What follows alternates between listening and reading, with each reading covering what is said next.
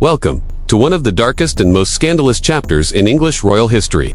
This is the story of King Edward II, a ruler remembered not for his victories, but for his forbidden passions, his downfall, and a death so grotesque that it still horrifies us centuries later.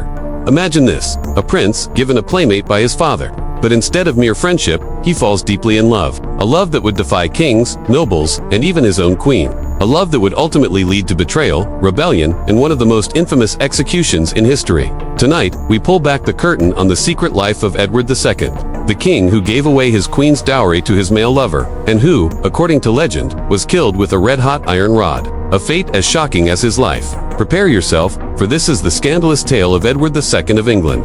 Edward II was born into power, the son of Edward I, the mighty hammer of the Scots. But unlike his warlike father, Edward II showed little interest in military affairs. Instead, he was drawn to music, theater, and companionship. When he was young, his father gave him a companion, Piers Gaveston, a handsome Gascon nobleman. What was meant to be a friendship turned into something much deeper. Edward became obsessed. He lavished Gaveston with jewels, titles, and wealth, gifts fit not for a friend, but for a beloved consort. Their relationship shocked the English court. Chroniclers at the time described Edward's passion as beyond reason. Gaveston was arrogant, mocking the nobility and flaunting his influence. He even received the queen's dowry, an open insult to Queen Isabella of France. The lords seethed with anger.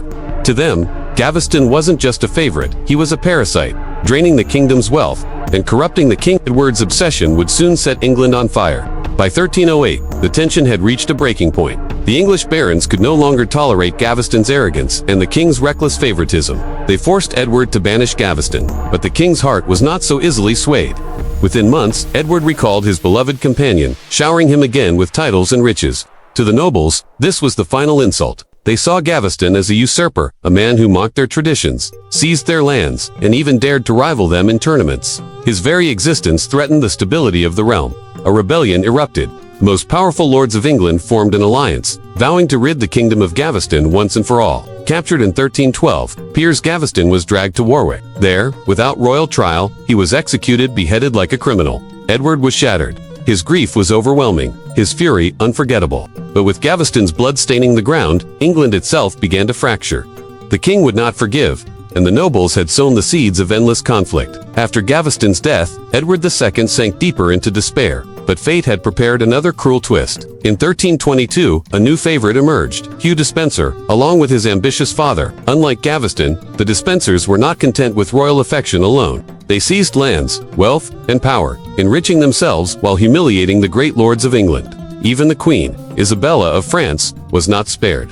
Edward, blinded by his passion for Hugh, stripped Isabella of her dower lands, the very estates meant to secure her dignity as queen. Worse still, jewels and treasures that had once belonged to her were handed over to the Despensers. The insult cut deep. Isabella had endured her husband's neglect, his obsessions, and the whispers of the court. But this humiliation was unbearable. In secret, the queen plotted her revenge. She reached out to her lover, Roger Mortimer, one of Edward's fiercest enemies. Together, they forged an alliance, a queen betrayed, and a noble outlaw. What began as a personal grievance would soon erupt into open rebellion, and for Edward II, betrayal would not come from his nobles alone, but from the very woman who shared his throne. By 1326, Queen Isabella and Roger Mortimer launched their invasion of England. The people, weary of Edward's failures and the tyranny of the Despensers, welcomed them as liberators. Edward fled, desperate to hold on to his crown, but his support crumbled. One by one, allies abandoned him. Hugh Despenser was captured, dragged through the streets, tortured, and executed in a spectacle of noble vengeance. And the king himself, betrayed by his own wife, Edward II, was forced to abdicate in favor of his young son, Edward III. The once proud monarch was now nothing more than a prisoner, a shadow of the crown he once wore.